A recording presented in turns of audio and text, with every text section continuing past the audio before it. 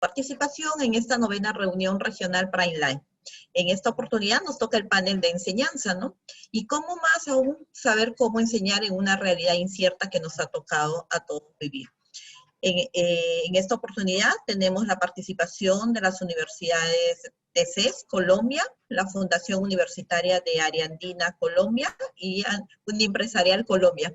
Van a decir que Colombia ha salido ganadora participación en todos estos lineamientos que han hecho como enseñanza, y más aún vamos a constar de este panel que son 60 minutos, lo que hemos dividido en 15 minutos de presentaciones de cada universidad, y lo que queremos también es tener unos 15 minutos en preguntas y que también podamos nosotros todos estar compartiendo de una manera u otra y ayudarnos a seguir conociendo cómo podemos salir en una enseñanza en una realidad incierta, ¿no?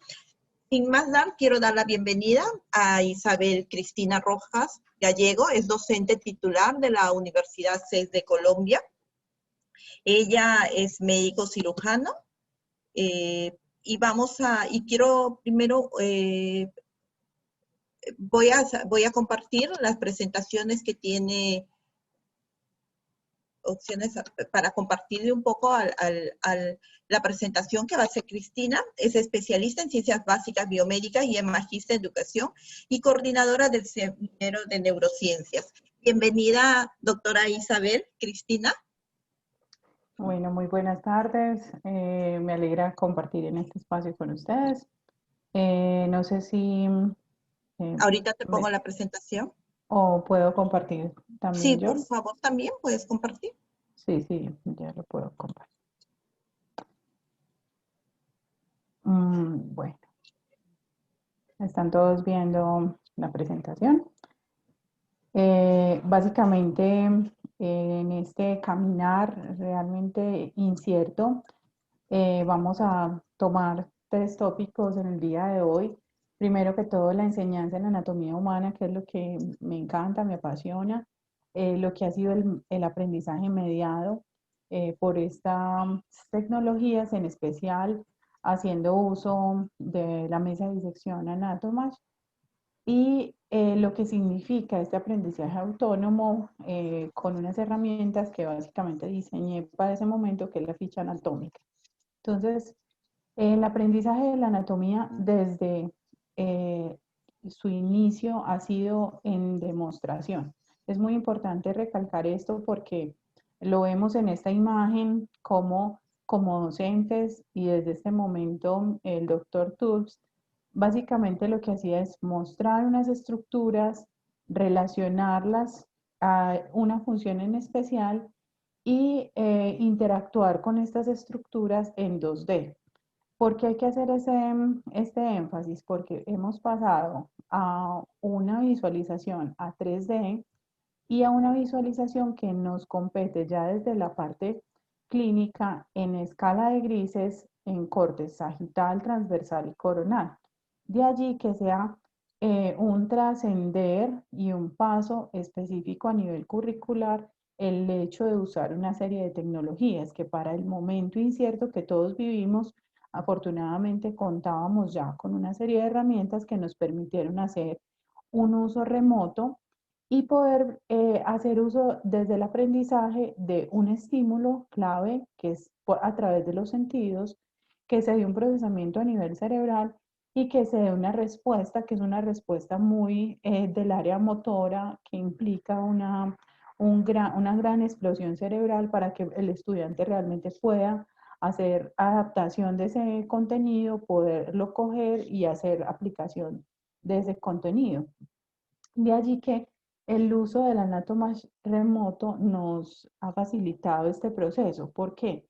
La mesa de disección Anatomash, y partiendo de una serie de estructuras que tenemos, que es la visualización a 3D, nos va a facilitar entonces todo lo que es la anatomía topográfica, los cortes en cadáver y los cortes en escala de grises, ya sea haciendo uso de resonancia magnética o de ultrasonido o de tomografía, y es tal cual una escala que podemos ir haciendo, que en este momento lo hacemos de forma remota en la universidad está la mesa, está toda la parte ya para la conexión y nos ha permitido realmente poder hacer esta visualización que por medio de las plataformas que tenemos en nuestra universidad contamos con como plataforma adicional Zoom para la visualización y todo lo que es la parte ya evaluativa en Moodle. Podemos ver cómo se visualiza el cadáver completo, que nos permite hacer los cortes, hacer la extrapolación en 2D y 3D y el movimiento, digamos que acá para que lo vieran tal cual lo ven los estudiantes y que pueden interactuar. Si ustedes observan arriba, todos tenemos esta barra de tareas y de posibilidades para anotaciones, ¿sí? Tanto los estudiantes como el docente. ¿Por qué? Es importante vincularlos en ese proceso de aprendizaje, es importante hacer una interacción alumno-alumno, alumno-docente y nos facilita la visualización en diferentes capas. Aquí lo estamos viendo en un corte sagital, la parte ósea, que podemos llevarlo y posicionarlo con todos los órganos y en este caso poder hacer anotaciones y compartir entre los mismos estudiantes que les va a permitir acercarse a la visualización de cómo sería en una tomografía en estado real. Ahí están viendo todo el corte, cómo se vería, se ven las diferentes estructuras, se puede hacer la señalización, se puede hacer la interpretación y solo sacar una pieza del cadáver que uno necesita en el momento. Para este momento estaríamos haciendo todo el escaneo hasta llegar a la visualización de una columna ya en escala de grises, que es la forma en la que el estudiante lo va a encontrar directamente en la clínica y es por eso que el solo hecho de verlo así, poderlo identificar, identificar cada una de las estructuras y pasar directamente a una visualización en escala de grises, de acuerdo a los cortes, se facilita muchísimo más el apropiarse de este conocimiento y hacer esa interrelación con lo que implica la vida y el perfil profesional que se tiene. De allí que haya diseñado esta herramienta como forma realmente de vincularlos en este proceso. Digamos que en medio de todo lo que implica la incertidumbre de cómo están aprendiendo, qué están haciendo, pensar en que el proceso autónomo es clave en el estudiante me lleva a diseñar esta ficha. Esta ficha contiene 5 preguntas. La primera pregunta son los datos del paciente a partir de lo que nosotros conocemos como su edad, el sexo, ¿sí? El nombre del paciente, darle esa personificación, identificar quién es. Luego preguntarse el por qué está consultando, cuáles son los síntomas, cuáles son los signos y ser capaz de dibujarlo. ¿Qué pasa? Que una cosa es la pantalla y lo que interactuamos en la visualización y otra cosa es lo que yo empiezo a construir a nivel cerebral. Por eso es tan importante llevarlo de forma motora e imprimirlo en el contexto clínico. De ahí que quedan los espacios para que el estudiante interactúe con ellos, los llene y durante la práctica lo que hacemos es toda una conversación a la luz de los pacientes que hay. La mesa trae como tal una serie de pacientes que ya les voy a mostrar y ellos ya lo han dibujado, ya hemos interactuado y por eso nos permite hacer una conversación donde identificamos anatómicamente, que es la esencia, digamos, de todo este diseño, el poder definir qué estructuras óseas, musculares, vasculares y nerviosas se comprometieron. Cuando el estudiante está, ya estamos en la práctica, encontramos estructuras y podemos ver, como en este caso que estamos viendo todo el trayecto de la aorta y las divisiones en sus diferentes ramas, pensamos en ese paciente, ya hay una ficha, empezamos a diseñar, dialogamos acerca de esa comprensión y podemos incluso llevarlo a visualizar cómo sería de forma patológica, que es, digamos, acá ustedes están viendo que es la misma aorta, pero ya con una conexión adicional en un paciente con una lesión específica a nivel femoral. ¿Qué nos ha permitido este tipo de interacción? Ha permitido que el estudiante claramente pueda hacer este diseño. Cada uno tiene para las prácticas y para todas sus clases una serie de pacientes que es la forma en la que se trabaja directamente ya en su trabajo autónomo en casa, donde lo pueden dibujar, podrá ser a color o no a color, pero esa imagen que se presenta, que se proyecta, realmente es lo que queda con él, lo que nos interesa desde el punto de vista del aprendizaje. De allí que podamos empezar a dilucidar desde esta parte básica, desde las ciencias básicas, todo este territorio clínico que es importante que el estudiante lo pueda comprender desde su inicio. Cuando se les preguntó, llevamos esta contingencia realmente la llevamos en este primer territorio del año. Se les preguntó en junio cómo había sido esa experiencia. Lo sintieron que fue muy satisfactorio. Cuando se preguntó cómo fue la experiencia realmente ya con esta tecnología mediada y nosotros trabajamos todo el tiempo no de forma virtual y dejando el material, sino en una forma media presencial mediado por tecnología, lo que implica que cuando nos vemos interactuamos, hacemos uso de las diferentes imágenes, pero el cadáver está allí, está con ellos y conmigo como docente para poder manipularlo y modificar las imágenes, modificarlo en torno al caso clínico previsto para cada grupo, dependiendo de la temática que se esté valorando, y lo vieron satisfactorio, lo mismo que el uso de la ficha. Cuando les pregunté cómo fue ese aprendizaje a través de la ficha, me llevé la sorpresa de que les gustó. ¿Por qué? Porque es una forma secuencial en la que se pregunta, en la que hacen alusión específica a las estructuras anatómicas y estructuras vecinas que están y dependiendo del corte. De allí que se pueda llevar desde el aprendizaje y lo que se requiere como la anatomía en especial, los tres pilares de ese aprendizaje, que es arrancar por los sentidos, volvemos a esta imagen, y estos sentidos implica que hoy nosotros estemos valorando el espacio que tiene también el estudiante para esa interacción, donde requiere tener la visualización de las cosas en estado real. Lo más real que nosotros tenemos para anatomía es el cadáver, ¿sí? Y pasarlo a ese estado del paciente en el momento en el que se toman diferentes imágenes en escala de grises, facilita que sus sentidos estén alerta para poder recibir el estímulo y procesarlo a nivel cortical.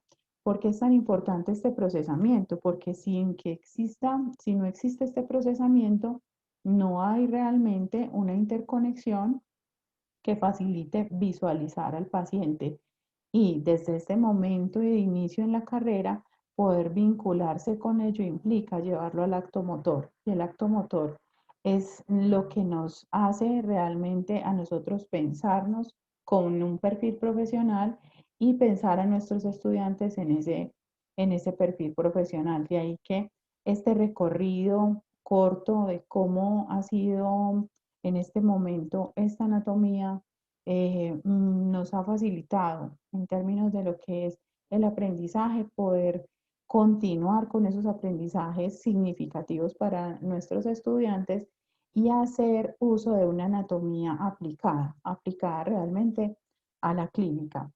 Eh, Muchas gracias por este momento, ¿sí? Y mi correo por si alguna duda, me encanta estar acá compartiendo con mis colegas. Muchas gracias, doctora Isabel. Muy agradecido. Yo después les voy a poner para que las preguntas me lo vayan poniendo por chat para que al final podamos hacer las rondas de preguntas. Siguiendo, tenemos a nuestra colega, la profesora Olivia Margarita Narváez, optómetra. Ella es de la Universidad Ariandina, que es una institución educativa superior con más de 30 años de experiencia de trayectoria académica, ¿no?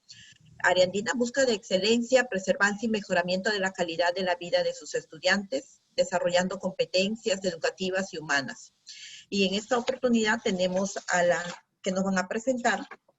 Yo quiero ver, tengo un problema de compartir pantalla, no sé qué me está pasando, cuestiones creo de tecnológicas, pero no sé si Olivia me podrás ayudar compartiendo tu presentación. Sí, que a ver, déjenme ver si ahora puedo compartir. Creo que está. No. ¿Quién está compartiendo? No. Ah, Olivia, ¿ya? Gracias, Olivia. Buenas tardes, soy parte del equipo de la profesora Olivia Narváez. Mi nombre es Gilma Caraballo, soy quien está compartiendo en este momento la pantalla. Entonces ya les presento aquí el equipo que conforma la propuesta.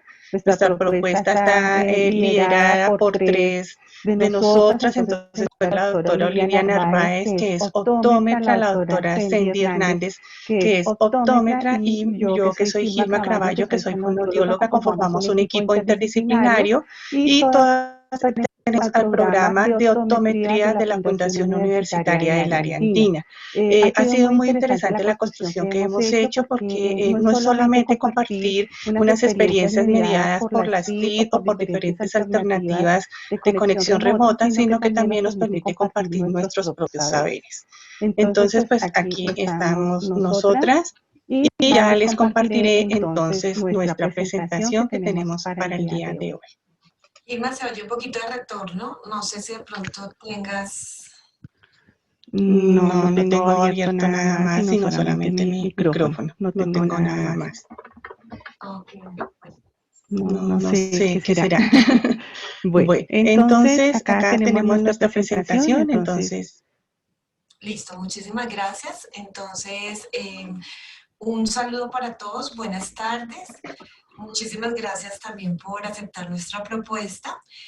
Lo que les vamos a presentar el día de hoy se titula Experiencia en la implementación de un modelo de aprendizaje aumentado en el curso de práctica comunitaria de un programa de optometría en Bogotá, Colombia. No pasa, no sé, ya. Listo. Ay, se pasó la otra. Sí, es algo como de la... No sé, ya. Listo.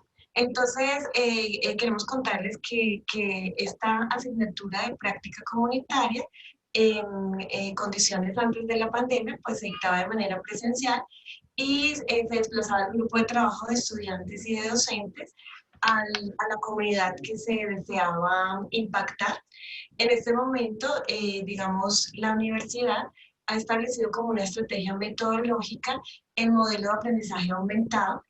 Para este curso específicamente de práctica comunitaria de 10º semestre del programa de optometría, tenemos como objetivo del curso el aplicar los conocimientos adquiridos de optometría que los estudiantes ya traen previos durante todos los semestres que han cursado el pregrado, a través de actividades de capacitación y talleres educativos dirigidos a la comunidad. La población de impacto escogida para este semestre fue el personal de atención en salud de nivel primario, que corresponde para nosotros a los auxiliares de enfermería y enfermeros profesionales, acá los llamamos enfermeros jefe. Y como objetivo de aprendizaje, el desarrollar habilidades para el diseño y ejecución de acciones orientadas en la intervención comunitaria. Esto basado en unas competencias y en unas estrategias de comunicación asertiva, en el desarrollo, diseño y ejecución de unas guías de salud visual y ocular, todo esto con base o soportado en los objetivos de desarrollo sostenible a nivel internacional y los determinantes sociales de la salud. Bueno, entonces, como ya les venía hablando en la diapositiva anterior, la universidad realizó un diseño metodológico con un modelo de aprendizaje aumentado, dada la pandemia, donde lo que se quiere es que a pesar de que, digamos, no estemos presentes, haya un acercamiento del objeto al sujeto. Esta cátedra tiene un marco normativo profesional de práctica comunitaria, como lo vemos en el cuadro de arriba, en el amarillo. Tenemos normativas de carácter nacional y de carácter internacional. Vamos a destacar la Ley 372 de 1997, donde se establece que el optómetra es el profesional del cuidado primario ocular, y como citamos textualmente en el cuadro de abajo, dice que el optómetra está capacitado para el diseño, la organización, la ejecución, evaluación de políticas, planes, programas y proyectos para la promoción, prevención, asistencia, rehabilitación y readaptación de problemas de la salud visual. Otras normativas importantes de carácter nacional es el Plan Decenal de Salud Pública 2020-2021, con su dimensión prioritaria de enfermedades no transmisibles, lo que corresponde a la Ley 1438-2011, donde se hace una reforma del Sistema General de Seguridad Social en Salud, precisamente para la aplicación de estos programas, y todo lo que a nivel país se han realizado modificaciones y actualizaciones de modelos de atención en salud y rutas integrales de atención en salud, así como a nivel internacional los Objetivos de Desarrollo Sostenible, en especial el número 3, que corresponde a salud y bienestar.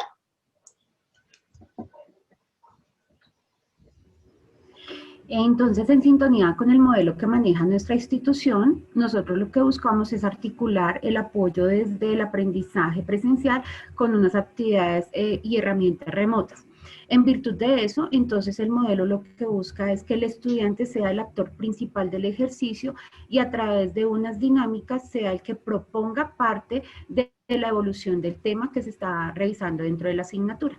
Para ello, pues contamos con dos etapas principales. Una primera etapa es el diagnóstico, donde conocemos los presaberes de nuestros estudiantes. Luego viene una etapa 2, que a través de esos presaberes, pues el docente va a ajustar la metodología de aprendizaje. Y la etapa 3, que estará dentro del proceso desde el inicio hasta el final de la cátedra, donde va a haber una evaluación continua.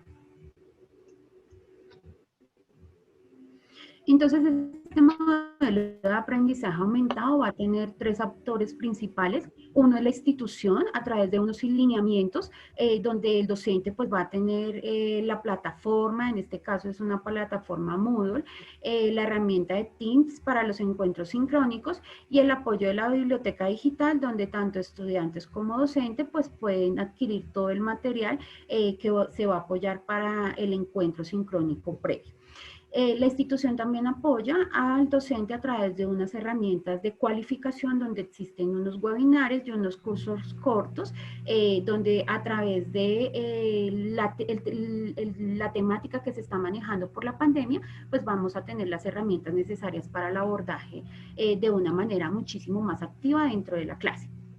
Finalmente, pues nuestro centro principal son nuestros estudiantes, que esperamos sean actores propositivos, donde ellos pues a través de su creatividad y de la obtención del aprendizaje, pues van a estar liderando semana a semana un diario estudiantil, donde van a entender cuáles son los presaberes y cuál es la curva de aprendizaje que están teniendo dentro del encuentro. Finalmente, como les mencionaba, pues el profesor va a asumir el rol de facilitador dentro del proceso. Entonces hay un diagnóstico de presaberes, se identifica cuáles son las condiciones tecnológicas que tienen nuestros estudiantes. Acá en la universidad tenemos estudiantes que de pronto no tienen la posibilidad de tener un equipo tecnológico, entonces la institución les ayuda a tener ese equipo tecnológico o a tener un paquete de datos para que ellos puedan conectarse en esos encuentros, y también pues buscamos que esté muy orientado a la vocación profesional de cada uno de ellos, para así pues finalmente tener unos acuerdos donde pues se va a tener en cuenta cuáles son las herramientas necesarias que requerimos para el aprendizaje y también cuáles son los compromisos que tiene nuestro estudiante y nuestro docente. Con este primer diagnóstico, pues esperamos que se generen esas estrategias que, pues en virtud del ejercicio, pues encontramos que sea el aula invertida, donde nuestro estudiante va a tener la posibilidad de documentarse de cuál es el tema que vamos a revisar y a través de unas estrategias dentro del aula, pues ellos puedan interactuar con sus padres. Y finalmente, pues fortalecemos el tema de la evaluación a través de la coevaluación, la heteroevaluación y la evaluación entre pares para poder identificar cuáles fueron las fortalezas dentro del proceso y los aspectos de mejora. Bueno, en concordancia con este modelo que nos plantea la universidad, entonces se hace la implementación ya directamente en la cátedra de práctica comunitaria, en la cual nosotros establecimos 5 fases de acción con las cuales acompañamos a nuestro estudiante para poder darse el desarrollo. Una primera acción que ejecutaría nuestro estudiante después de darle toda una orientación teórica es la caracterización sociodemográfica de la comunidad para tener de esa manera hacer una segunda caracterización sobre los saberes de salud visual que cuenta o tiene la comunidad. Como un tercer paso, la identificación de temáticas para la capacitación educativa a partir de este diagnóstico del primer paso y del segundo de esta caracterización y poderlo ya llevar a una divulgación de una campaña de expectativa en donde se invita a la comunidad a participar en esa capacitación. Por último, tener la implementación de esas, a través de esas acciones y actividades de acuerdo a un cronograma y de esta manera llevar a la práctica todos sus conocimientos.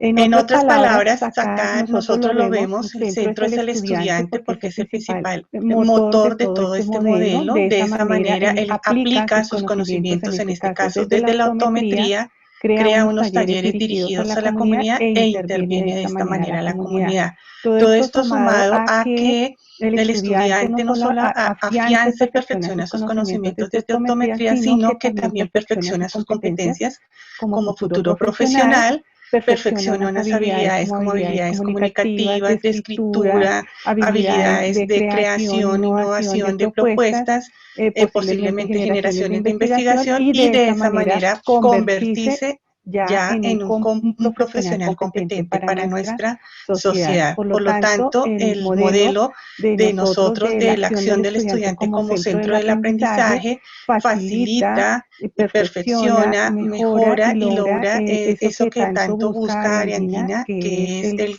crear profesionales con un carácter muy humano y con un acercamiento a la comunidad.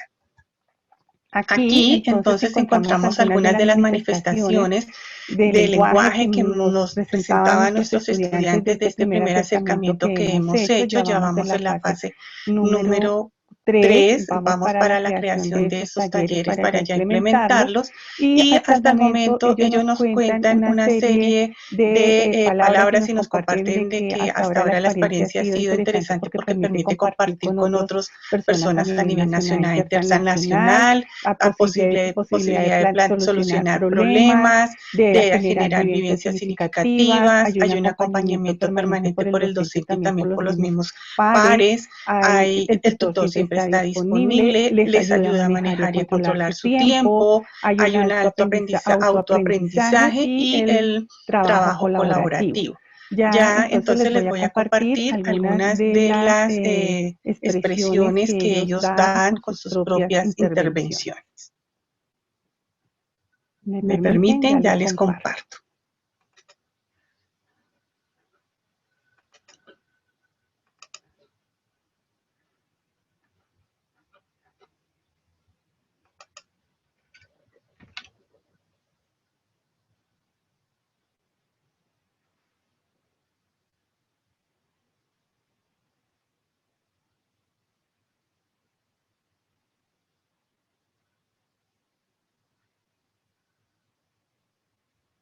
No se escucha el audio. No se escucha el audio.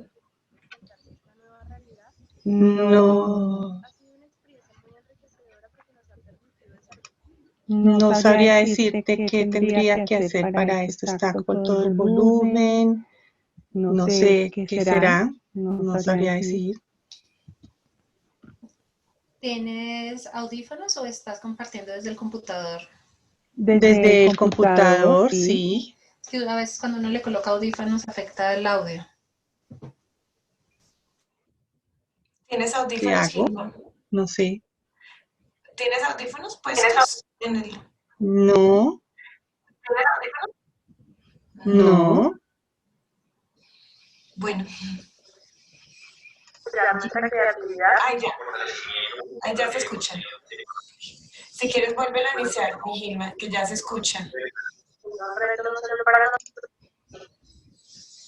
Gracias. representa un reto no solo para nosotros como estudiantes, sino también para los docentes de enfrentarse a esta nueva realidad. También ha sido una experiencia muy enriquecedora porque nos ha permitido desarrollar nuestra creatividad. Fortalecimiento virtual que hemos tenido de parte de nuestra institución, puesto que no teníamos conocimiento de grandiosas herramientas las cuales contamos en nuestra plataforma digital, tales como la biblioteca virtual. Que a pesar de que ha sido una gran ayuda para no frenar nuestro proceso académico, siento que sí es bastante complejo con el tema de conectividad e incluso de tiempo. La docente ha manejado muy bien el tema, nos ha ayudado con otras personas, expertos o personas que manejen como tal el tema. Entonces nos permite evolucionar y darle también una parte de ayuda y, como dice su nombre comunitario, acercarnos pues a la comunidad. Considero que lo hemos llevado bien, hemos entendido los temas, lo que hemos llevado hasta ahora, y pues esperamos contar con el acompañamiento de la docente para ya hacer el abordaje.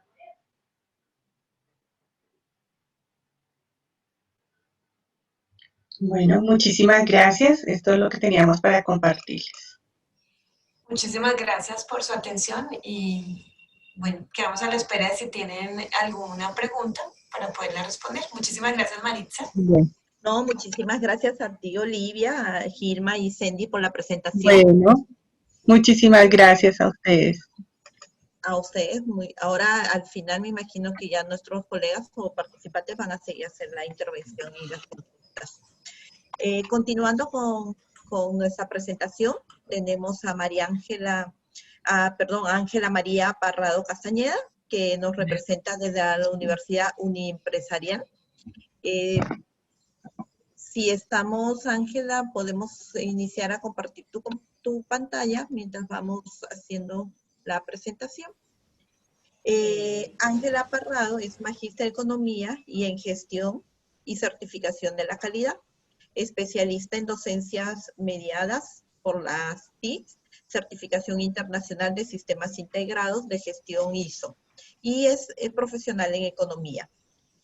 Tiene una amplia experiencia en la dirección administrativa, diseño e implementación de sistemas de gestión en compañías del sector privado. Docente universitaria en post y pregrado, con experiencia en investigación, 16 años en centros de desarrollos tecnológicos avalados por Colciencias e instituciones de educación superior. En esta oportunidad, nos va a hacer, tienes la palabra, Ángela, para que puedas hacer tu presentación. Bienvenida y muchas gracias por participar. Muchas gracias. Buenas tardes para todos. Buenas tardes, Maritza. ¿Cómo han estado? Muchas gracias. Comenzó agradeciendo la invitación para participar en este evento, que es bastante importante. Aquí vamos a cambiar un poquito del tema porque nuestras dos intervenciones anteriores hicieron énfasis en temas relacionados o afines hacia el área de la salud. Yo oriento, y como la naturaleza de mi profesión es, yo soy economista, y pues siempre la pregunta que uno comienza a generar es que constantemente nos hablan que cualquier tipo de profesión debe entender todo lo que sucede en el entorno, cómo viene la parte de la afectación de lo que sucede en el entorno, y más frente al modelo dual que tiene un empresarial. Por eso se genera la pregunta es cómo generamos esa economía aplicada a partir del modelo.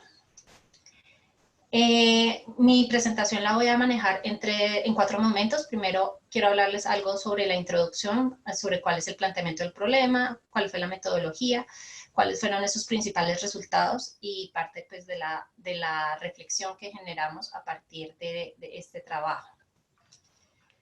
Como ustedes saben, la pregunta y todo lo que nos va a cambiar nuestra opción de cómo miramos la educación en este momento tiene que ver y surge a partir de la aparición del COVID. Entonces recordemos que pues, nosotros comenzamos con los primeros casos en diciembre, pero desafortunadamente, llamémoslo así, no se le dio como el impacto tan importante porque ya en este momento se habla que a pesar que los primeros casos se notificaron en diciembre, estamos hablando de unas enfermedades respiratorias que venían desde la época de agosto, que de pronto muy seguramente eran asociadas al virus, pero nunca, como no existía la conexión, no se tomó en cuenta, y pues realmente solamente hasta un mes después la Organización Mundial comenzó a preocuparse sobre el tema, comenzaron a aparecer los casos en Europa en enero, Acá ya hablamos de una emergencia internacional que llega principalmente a Alemania, posteriormente vamos a tener los casos de África, en febrero llega a Brasil. El primer caso se reporta el 26 de febrero en Brasil y curiosamente coincide con que en Colombia quien llegó con el virus fue una viajera que llegó el 26 de febrero a Colombia, pero solamente hasta marzo es que se reportó el caso como tal activo. Y pues posteriormente ya aquí es cuando la Organización Mundial lo declaró un brote, como tal, una pandemia. Y eso obliga a que toda actividad que implique agrupación de personas, nos debemos obligadas a cambiar todo nuestro modo de operar. Y entre esos la educación. Recordemos que realmente en la reactivación económica que ha realizado muchos países, todo lo que tiene que ver con la industria del entretenimiento, es decir, del espectáculo, todo lo que son conciertos y demás, y la educación es prácticamente lo último que tiende a abrir, porque podemos generar o tenemos principalmente alternativas. En Colombia, pues como les dije, el primer caso, a pesar que la viajera llegó el 26 de febrero, el primer caso se reportó el 6 de marzo, Bogotá, ciudad capital de Colombia, generamos un simulacro entre el 19 y el 24. Acá aprovechamos que existía un lunes festivo, entonces cogieron desde el viernes hasta el martes este simulacro. Cuando comenzamos teníamos 108 casos, al terminar 378, y pues obviamente por cómo se comienza a ampliar esta parte de contagio, terminamos con unos decretos de estado de emergencia y comenzamos con un aislamiento preventivo que comenzó el 25 de marzo con 470 casos. Lo alargaron tanto que se llegaron a 9 decretos que ampliaban el aislamiento preventivo de tipo obligatorio, que terminó el 30 de agosto, es decir, más de 5 meses, con un aislamiento obligatorio, pero de igual manera se dio, por las excepciones que existían, un aumento significativo en la parte de la evolución de cómo fue el virus. Y como tal, prácticamente de la noche a la mañana, porque estábamos la semana anterior a la aparición a este simulacro obligatorio, todos estábamos dando clases en nuestras universidades como si nada hubiera pasado, y de un momento a otro, después de un simulacro obligatorio, no van a volver. Cerramos las universidades. Y viene acá el reto de nosotros como profesores, y entonces, ¿qué vamos a hacer ahora? Se supone pues ya que ya llegamos al tope bajo, que estamos bajando.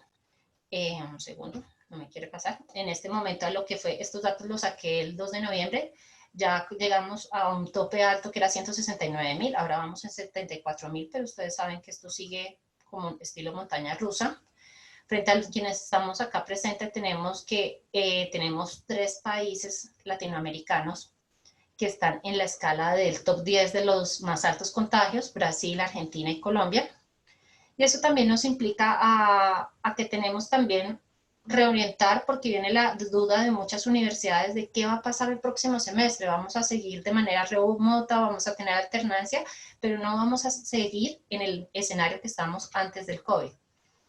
Y por eso la pregunta es, ¿qué estrategias en realidad deben comenzar a surgir a partir de este aislamiento que nos lo hicieron prácticamente de la noche a la mañana y que nos ve obligados a hacer un cambio? Por ejemplo, ahorita que estaba el área andina, ellos tienen una experiencia bastante alta previa a nivel de lo que es la educación virtual.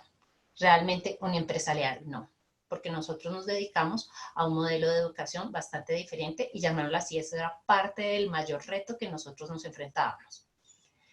Para contarles un poquito sobre Uniempresarial, nace o se crea en el año 2001, pero viene de esfuerzos anticipados entre lo que es la conexión entre como una alianza entre la Cámara de Comercio de Bogotá y la Cámara de Industria de Comercio Colombo-Alemana, donde a partir de ellos y frente a la necesidad que representan las empresas, que dicen cuál es ese talento humano realmente que necesita, cuáles son esos saberes que necesitan las empresas, surge Uniempresarial para tratar de subsanar esa necesidad que tiene, y nosotros lo creamos bajo un modelo dual basado en el modelo de HBW de Alemania, en el cual tenemos un modelo de alternancia. Nosotros no dejamos los procesos de práctica para el final, sino que generamos unos programas que se desarrollan en 7 semestres académicos, pero no generamos un semestre académico, sino manejamos lo que llamamos un calendario laboral.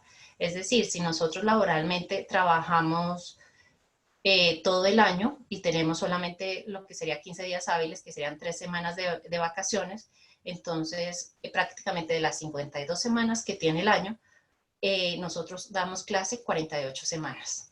Los estudiantes llegan a diciembre tomando clases, porque esa es parte del modelo dual. Acá tenemos que acostumbrar a los estudiantes desde su proceso de educación, que uno en la vida laboral trabaja todo el año, no trabaja 4 meses y los otros descansan. Entonces acá por eso nuestros semestres son mucho más altos y adicionalmente nos permiten no solamente el trabajo en aula, sino también el trabajo a nivel empresarial. ¿Qué significa ese modelo de alternancia que estamos realizando? Los estudiantes tienen en este momento de un semestre, tienen 12 semanas en aula, en las cuales estudian todo el día y prácticamente, y 12 semanas que se van a las empresas y realizan una práctica. ¿Qué es lo que va a pasar con nuestro modelo? Nosotros terminábamos, antes del confinamiento, nosotros prácticamente terminábamos en la semana anterior a Semana Santa, tenían su semana de Semana Santa y posteriormente entraban a la parte de práctica. ¿Qué pasó? Ya no hay práctica en ese momento por el confinamiento obligatorio que había. Entonces, frente a eso, tenemos que buscar realmente, o surge la necesidad de cuáles son esas estrategias de aprendizaje. Yo como profesora de economía doy cursos de principios de economía, microeconomía, macroeconomía, y la pregunta es, dado que vamos a tener que generar esas prácticas, moverlas, porque efectivamente lo que hicieron los estudiantes fue adelantar sus materias del segundo semestre de este año y generar el segundo semestre para práctica. Pero entonces viene la pregunta, ¿cómo desde aula comenzamos a fortalecer esa práctica aplicada en un contexto empresarial que lo veían antes constantemente, pero ahora estamos en confinamiento? Entonces viene cómo generamos esa necesidad, y por eso la pregunta que generamos era qué estrategias de aprendizaje se puede implementar en el curso de principios de economía en época de confinamiento que permita garantizar la calidad del aprendizaje en un contexto empresarial, que ese sello de contexto empresarial es un sello diferenciador al ser nosotros filial de la Cámara de Comercio de Bogotá. ¿Cuál fue la metodología que utilizamos? Pues principalmente es un estudio de caso de manera cualitativa y generamos un método analítico sobre todo el análisis que realizamos. En ese momento tenía, ¿cuántos cursos? Tenía 3 cursos de principios de economía que en su totalidad estaban conformados por 14 estudiantes de administración, 11 de ingeniería industrial, 12 de ingeniería de software, 6 estudiantes de marketing.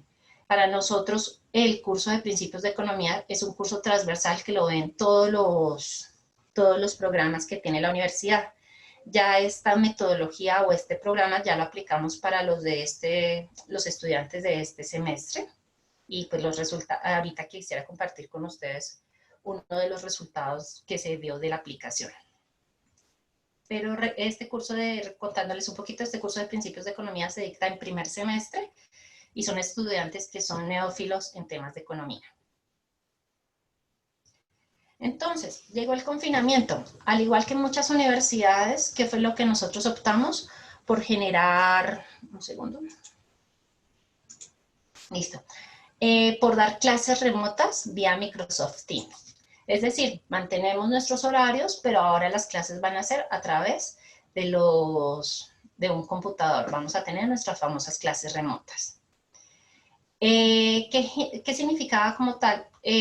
Vamos a mantener de igual manera el aprendizaje autónomo que nosotros teníamos. Es decir, desde el primer día nosotros le entregamos a los estudiantes una programación donde tenían cuáles eran sus horarios de clase, cuál era el material que tenía que realizar, las lecturas, las actividades que se iban a realizar en el semestre. Entonces íbamos a continuar con ese aprendizaje.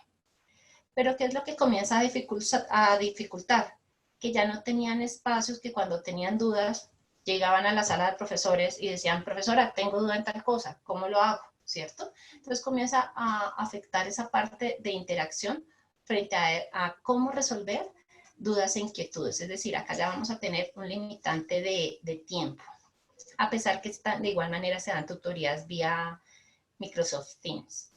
Frente a esas grabaciones o esas clases se generaron unos videos y como tal ya tenemos un repositorio en Stream sobre todos los cursos, lo cual fortalece y muchos estudiantes han manifestado que les parece interesante las grabaciones porque en la vida real no tienen forma de repetir la clase cuando están de manera presencial versus a través de la manera remota tienen forma de lo que no tienen claro o de pronto en ese momento se distrajeron, tienen forma de reforzarlo. Entonces, parte también de las ventajas de este material. Afortunadamente, yo siempre he venido trabajando con ellos la herramienta de Moodle, nuestra aula virtual, y de igual manera, pues también presentamos materiales a través de Teams. Y las evaluaciones, acá ya viene una parte de cómo variar las evaluaciones, porque usualmente uno utilizaba unas evaluaciones en Moodle que eran más de ejemplo para hacer un test o algunas evaluaciones previas, pero no un parcial. Por aquello del parcial siempre buscamos que sea en clase, que sea presencial, que los estudiantes lo desarrollen, esa parte de honestidad que es importante. Pero entonces acá, ¿qué nos dice? Tenemos que hacer un cambio frente a cómo hacemos los trabajos tanto individuales y grupales. Debemos utilizar las plataformas y aplicar bastante la gamificación, que realmente eso es lo que les llama la atención actualmente a los estudiantes. No podemos seguir con una educación clásica. Por otro lado, como economista y frente a la orientación que se debe hacer, estudios del Banco Interamericano de Desarrollo y diferentes entes frente al área de economía, siempre nos han dicho qué es lo que deben aprender los estudiantes sobre economía. Entonces nos dicen, tenemos que abordar problemas económicos actuales y adicionalmente cómo aprender las diferentes herramientas que están disponibles para dar respuesta a estos problemas económicos. Entonces, frente a eso fue que me paré para desarrollar el proyecto de lo que yo llamo cadenas productivas principalmente. ¿Qué aprovechamos como tal?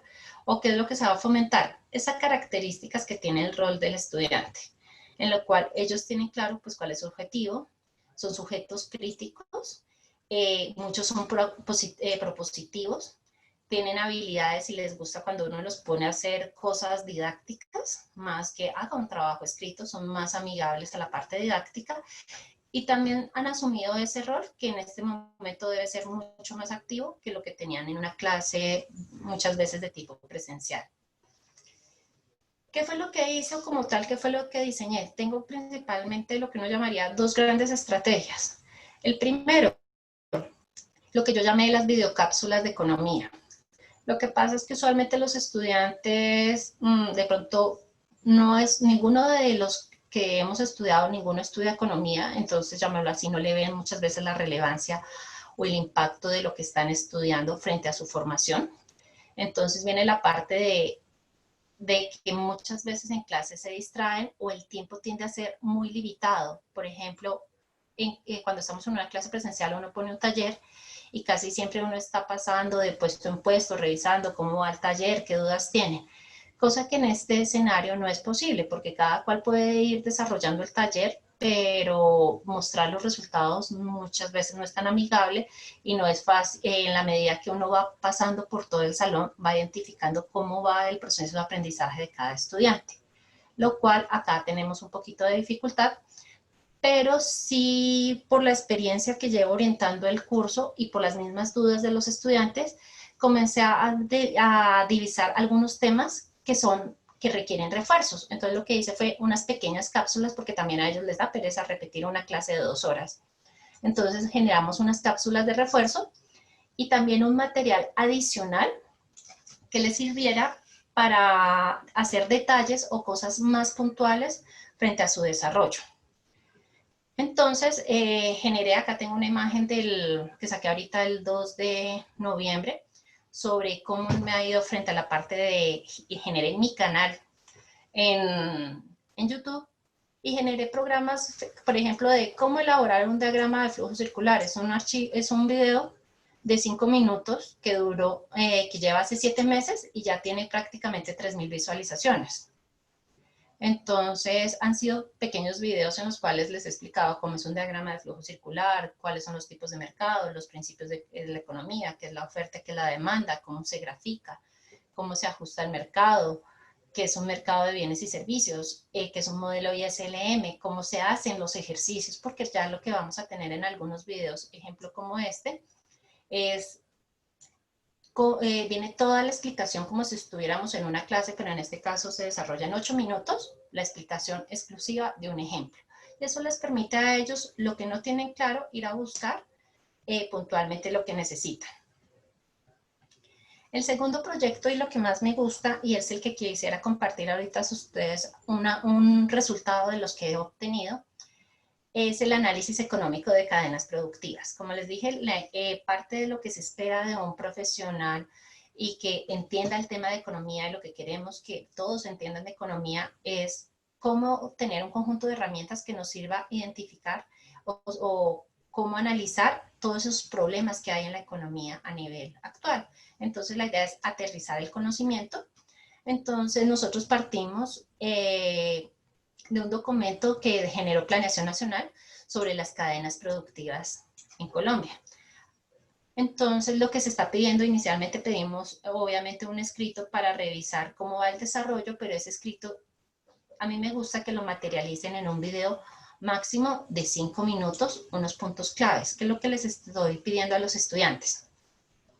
Primero, pues que explique, deben tener claro que es una cadena productiva, deben seleccionar una de las cadenas productivas que tiene Colombia y que ha reconocido Planeación Nacional. Entonces, selecciona una cadena productiva y lo primero que hace es explicar la cadena productiva seleccionada. Posteriormente, debe describir la evolución que ha tenido a lo largo del trimestre. ¿Qué significa frente a ello? Los estudiantes han ido buscando aproximadamente 4 artículos por mes, es decir, estamos hablando de un artículo por semana, donde están mirando qué ha pasado realmente en esa cadena productiva. Entonces, por ejemplo, yo tengo el sector lácteo, entonces comienzo a mirar qué ha pasado en esa cadena productiva láctea durante todo este trimestre y comienzo a hacerle seguimiento. Y lo que nos pide este segundo punto es que ellos generen una conclusión propia a partir de lo que han visto de cómo estamos.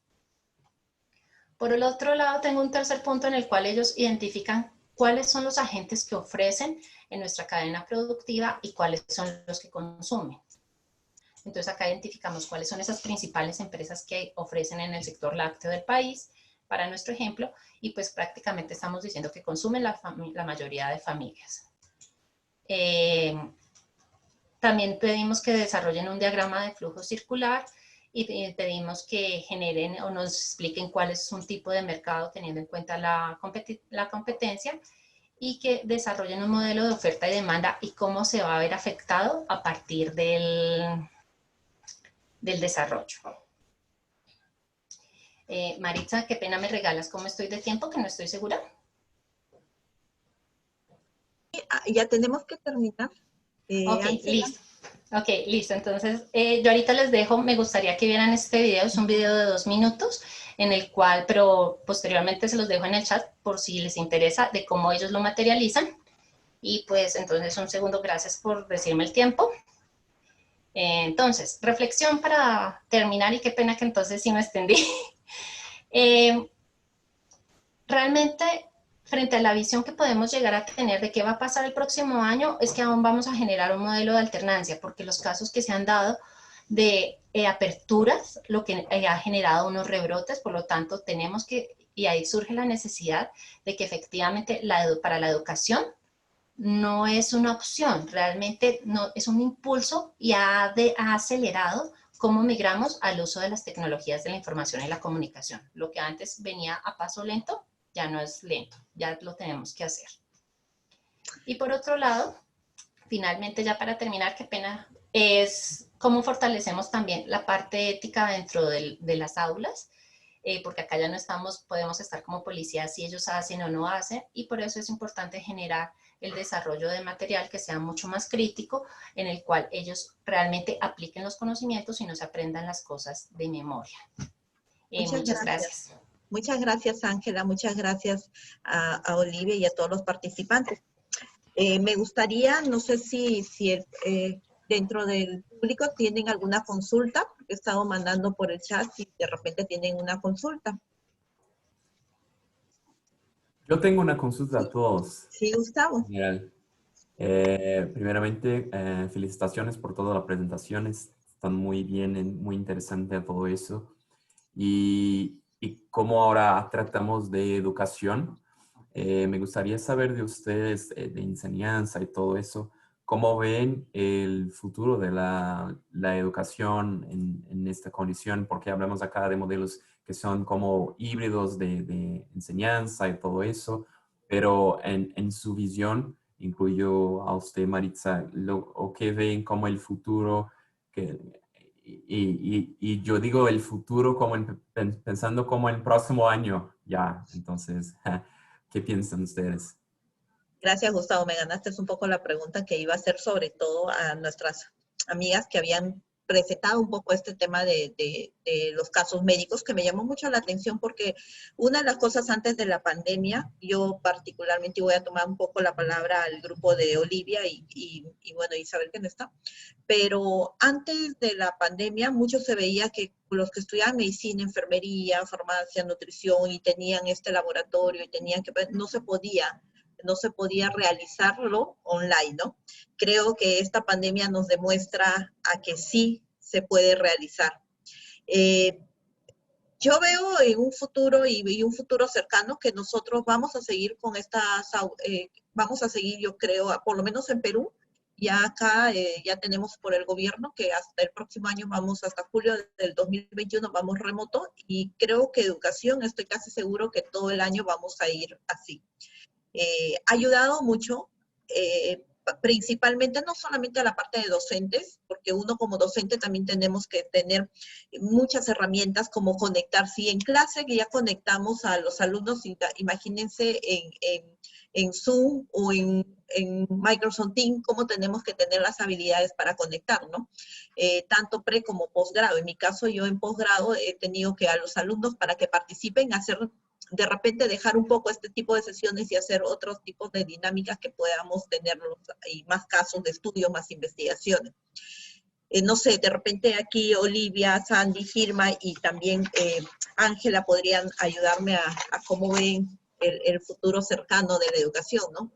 Seguiremos virtual y definitivamente a muy futuro esto da pie a que se convierta esta interacción global de estar hoy día acá y estar llevando clases en Europa, en Asia, Oceanía, ¿no?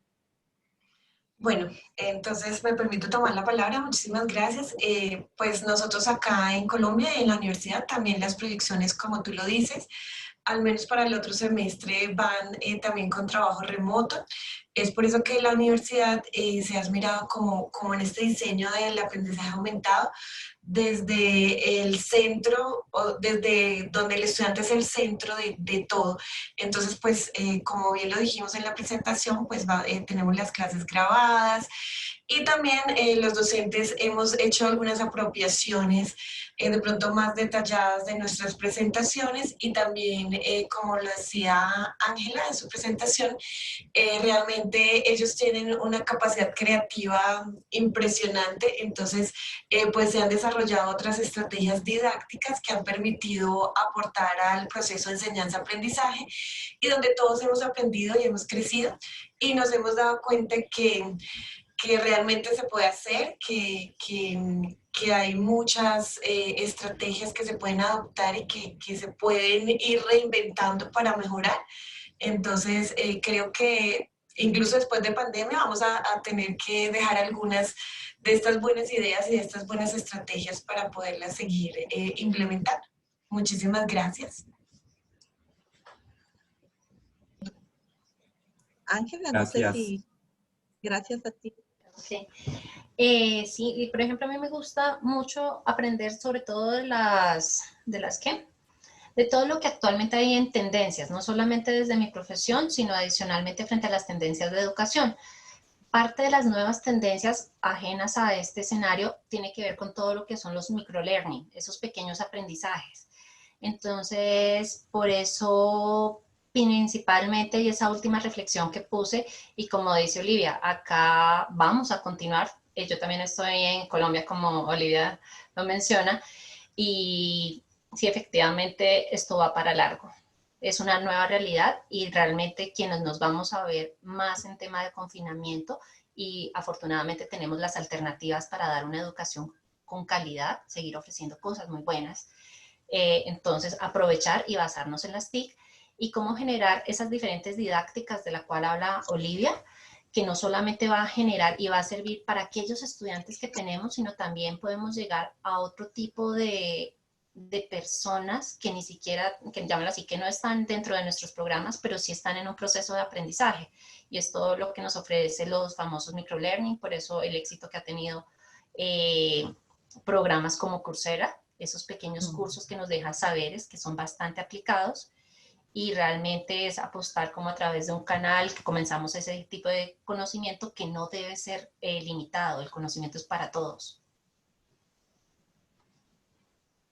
Muchas gracias, Ángela, muchísimas gracias. Creo que, Gustavo, nos hemos pasado un poquito de tiempo, pero la verdad que las felicito. Ha sido muy buenas las presentaciones que han tenido, muy buenos los casos que han presentado, y creo que tenemos el otro link, Gustavo, para la siguiente sala, que ya habrán empezado, entonces... Muchísimas gracias a todos por su atención y bueno, nos despedimos. No, muchísimas gracias a todos por participar.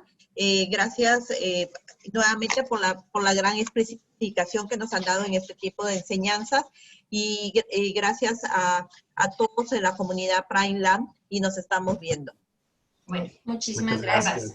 Gracias. Hasta luego. Hasta luego. Feliz tarde. Acá en el chat tiene la liga para la sesión de investigación, entonces están empezando ahorita allá.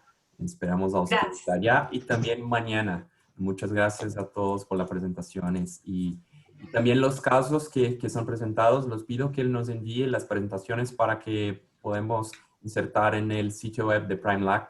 Entonces todos pueden leer las informaciones de todo eso, ¿ok? Gracias. Bueno, bye bye. Muchísimas gracias. Gracias, Olivia. Gracias, Ángela. Gracias a todos. Gracias, Gustavo. Nos vemos en la próxima sesión. Hasta luego. Feliz tarde para todos. Gracias a todos por la participación.